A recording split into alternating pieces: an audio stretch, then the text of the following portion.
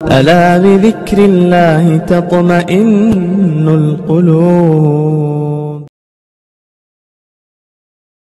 بزرگان محترم، نوجوانان اسلام اور طلبہ عزیز، دنیا میں بہت سے مفکر آئے، فلاسفر آئے، دانشوران آئے، یہاں تک کہ انبیاء علیہ السلام بھی اس دنیا میں تشریف لائے، لیکن اسوہ اور طریقہ جس کو سیرت کہتے ہیں، زندگی گزارنے کا جو طریقہ میرے اور آپ کے آقا سرور کائنات امام الانبیاء محبوب کبریا احمد مصطفیٰ حضرت محمد مصطفیٰ زور سے کہیے صلی اللہ علیہ وسلم کا موجود ہے، وہ کسی اور شخصیت کا نہیں ہے، کیونکہ آپ علیہ السلام کا طریقہ خالص انسانی ہمدردی پر مبنی ہے۔ آپ کے طریقے میں دو عنصر ملے ہوئے ہیں، ایک اطاعت خدا اور دوسرا ہمدردی مخلوق۔ گویا آپ صلی اللہ علیہ وسلم خیر الناس من ينفع الناس کا مکمل اور اعلیٰ نمونہ تھے۔ یہی وجہ ہے کہ صحابہ کی جماعت نے جب ام المؤمنین سیدہ حضرت عائشہ صدیقہ رضی اللہ تعالی عنہ سے پوچھا کہ آقا کے اخلاق بتائیے کیا تھے، تو آپ نے فرمایا کہ تم نے قرآن نہیں پڑھا؟ کہ ہاں پڑھا ہے۔ تو فرمایا کہ اس میں کیا ہے؟ وَإِنَّكَ لَعَلَىٰ خُلُقٍ عَظِيمٍ، کہ نبی اکرم صلی اللہ تعالی علیہ وسلم کے اخلاق اور عادات اور آپ کی صفات نہایت حد درجے اعلیٰ اور عرفہ قسم کے تھے۔ کوئی انسان اس درجے پر نہیں پہنچ سکتا، ہاں ان صفات میں سے کچھ صفتوں کو اختیار کر سکتا ہے، اور غالباً یہی وجہ رہی کہ جہاں اسلام دشمن عناصر نے حضور علیہ السلام کے مخالفت اور آپ کے اعداء میں آپ کی دشمنی میں جو کتابیں لکھی، ان کے مقابلے میں جن لوگوں نے آپ کے محاسن کو لکھا، آپ کی سیرت کو لکھا، وہ بہت زیادہ ہے۔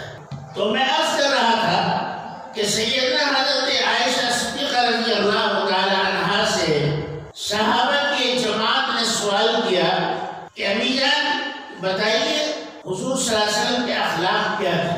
تو انہوں نے فرمایا کیا تم نے قرآن نہیں پڑھا؟ نبی کریم صلی اللہ علیہ وسلم ایک چلتا پھرتا قرآن تھے۔ آپ صلی اللہ علیہ وسلم کا مجسم ایک چلتا پھرتا قرآن تھا، چلتا پھرتا حدیث تھی، ایک ایسا نمونہ عمل کہ دنیا میں کوئی دوسرا انسان اس عمل کو، اس نمونے کو پیش کرنے سے خاص نہیں۔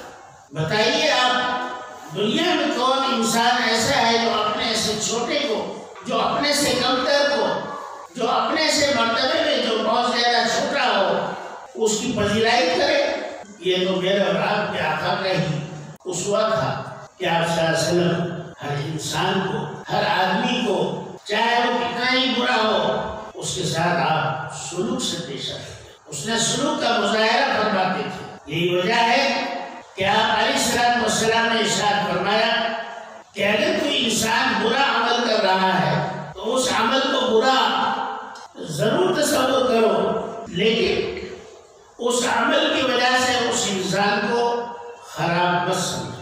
واقعہ آتا ہے، آپ نے بارہا سنا ہوگا، ایک شخص کو لایا گیا کہ رسول اللہ صلی اللہ علیہ وسلم یہ شراب پیتا ہے، آپ نے اس کو نصیحت کی، چھوڑ دیا، پھر دوسری مرتبہ لایا گیا، پھر چھوڑ دیا گیا نصیحت کرتے، پھر تیسری مرتبہ لایا گیا، چوتھی مرتبہ، پانچویں مرتبہ لایا گیا، آپ نے نصیحت کر کے چھوڑ دیا۔